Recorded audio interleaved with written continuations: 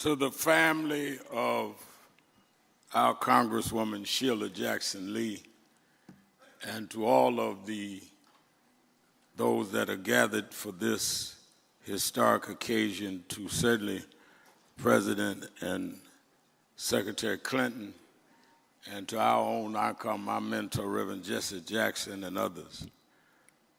A couple of weeks ago, Jason called me and said, my mother's not doing well. I want to put the cell phone to her ear. She can't speak, and I want you to say some things to her and pray for her. And little did I know that it was my way, accommodated by Jason and blessed by Erica, to say goodbye to a gladiator and warrior unlike none other.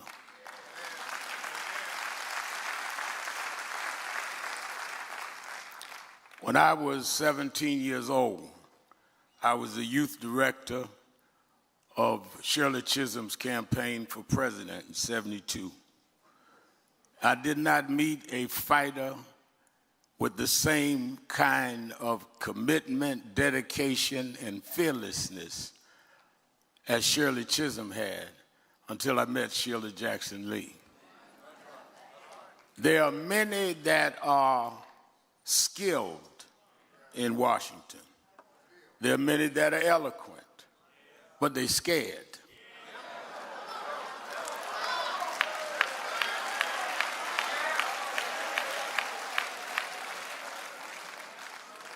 They're happy to be in the room.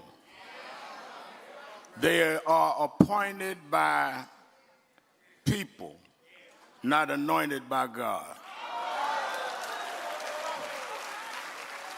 But Sheila Jackson Lee, I've been in many rooms with her down through almost 30 years. She wasn't scared. No matter what room she was in, she changed the room. If we wasn't on the agenda, she changed the agenda. If we wasn't being discussed, she changed the discussion. If we were seated in the back, she walked us to the front. We had a hero in Sheila Jackson Lee.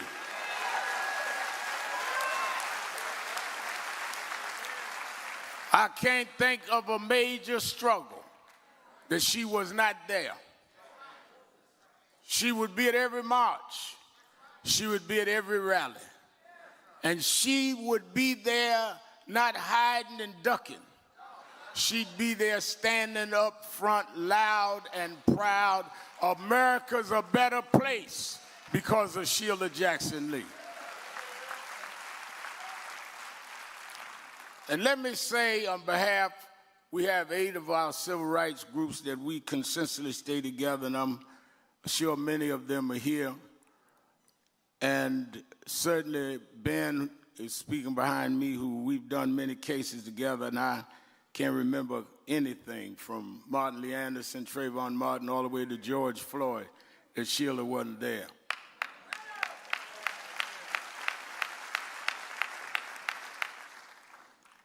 David, earlier this week on Monday, President Biden took some of us on Air Force One to Austin, Texas, and went and spoke at the LBJ Library, 60th anniversary of Civil Rights Act. He said, before I go back to Washington, I want to go to Houston. And he came to Houston City Hall to see the family and see Sheila lay at stake. And as he stood there and we all talked, he talked about his respect for Sheila and his hopes that we would never let the struggle go. We owe it to Sheila not to mourn, but to, in our mourning, be active. Don't shame Sheila by leaving here and letting those that still have a bias and a bigotry run away unchecked and unaccounted. Don't mourn Sheila and shame Sheila. Sheila would want you to stand up and fight back. Sheila would want us to be present for the least of these, whether it's Sonia Massey, whether it's someone here like Sandra Bland in Texas. It's stand-up time. If you want to regard and remember Sheila, get some backbone and stand up and fight back.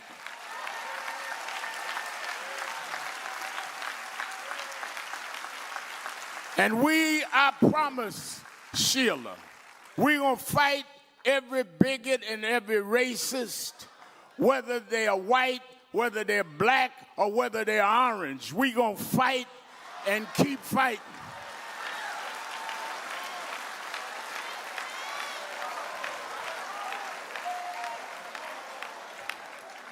They got an orange guy running around talking about black jobs. We're going to do a job on you in November.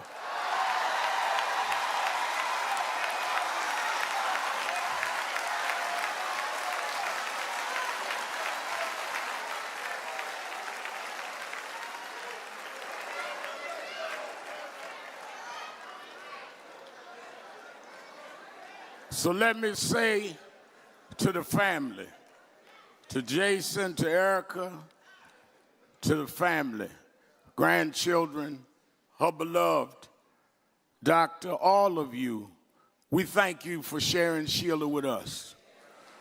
We thank you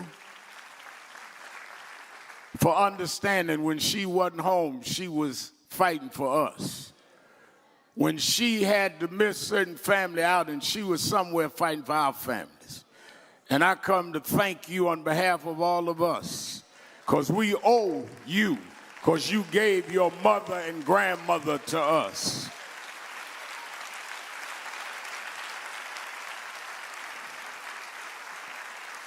And lastly, I see they put all of the mortuary information and stuff in the program, but I want to say this to especially Erica and Jason.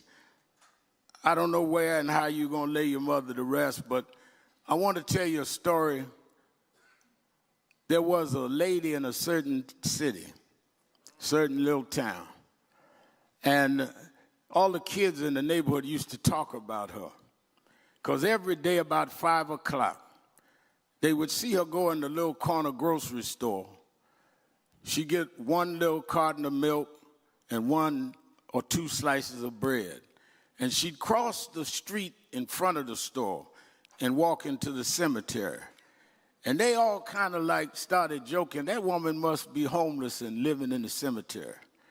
And they decided after about 3 or 4 days that they were going to follow her and see where she camped out.